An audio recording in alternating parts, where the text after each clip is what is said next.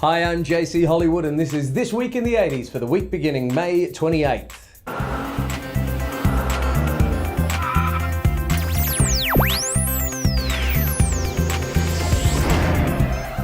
We begin this week with, quite possibly, the greatest music festival you've never heard of.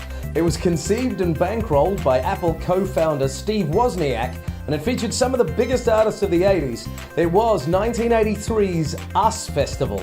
The first US Festival happened over 3 days in September of 1982 and was impressive in its own right, with a list of artists that included the Ramones, the Police, the B-52s, Talking Heads, Fleetwood Mac, Pat Benatar and Tom Petty.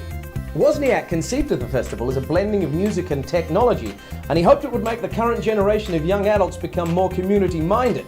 And while that first festival lost a truckload of money, it was considered enough of a success for Woz to do it all again just 8 months later. Held at the Glen Helen Regional Park in California, the second US Festival was split into 4 musically themed days.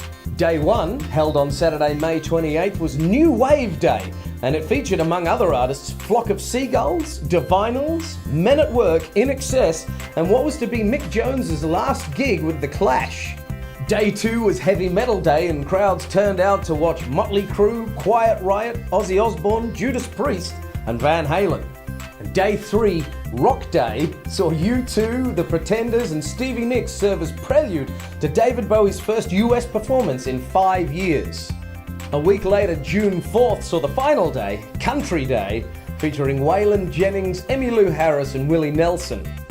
While the first US Festival was considered a success mainly due to the lack of violence that had dogged other festivals throughout the 70s, US 2 wasn't so lucky.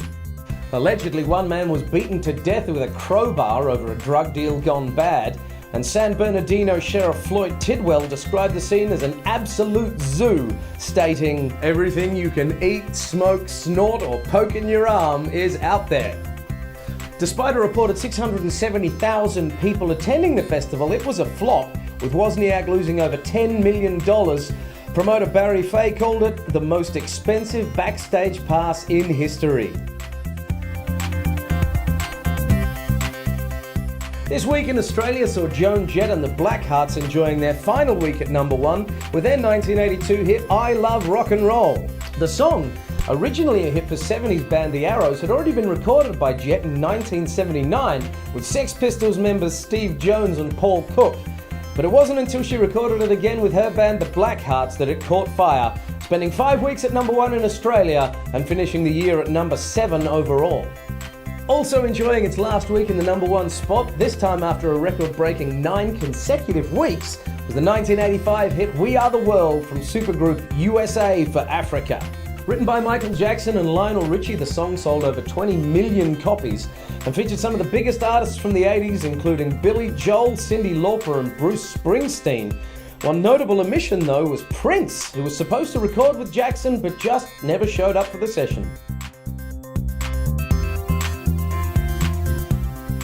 This week saw the release of several major albums from the 80s, including Whitney Houston's Whitney and Tina Turner's Private Dancer, but perhaps the most important album came out on June 3rd, 1986, with Queen's A Kind of Magic.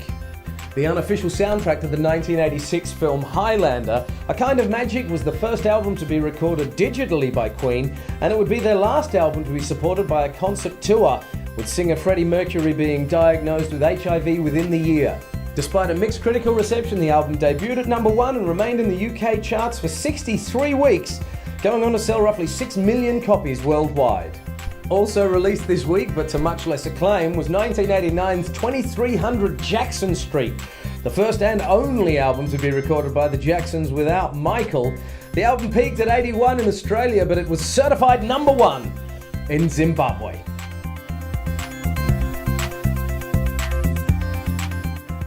The big movies keep coming this week, with War Games and The Man with Two Brains in 1983, Fletch in 1985, The Untouchables in 1987, and Dead Poets Society in 1989. But for many it doesn't get bigger than the June 3rd, 1988 release of the Tom Hanks comedy Big. Directed by Penny Marshall, the plot for Big isn't the most original, with a child's wish to become an adult being granted. But a tight script and a breakout performance by Hanks saw the film greeted with universal acclaim, earning it an Oscar nomination for Best Original Screenplay and Best Actor in a Leading Role.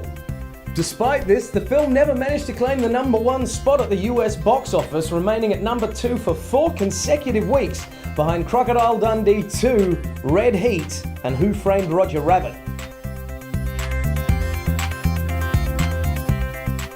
Well, that's all we have time for this week. Thanks for joining me. Don't forget to like, share, and subscribe. I'm J.C.Hollywood. I'll see you back here next week for more This Week in the 80s.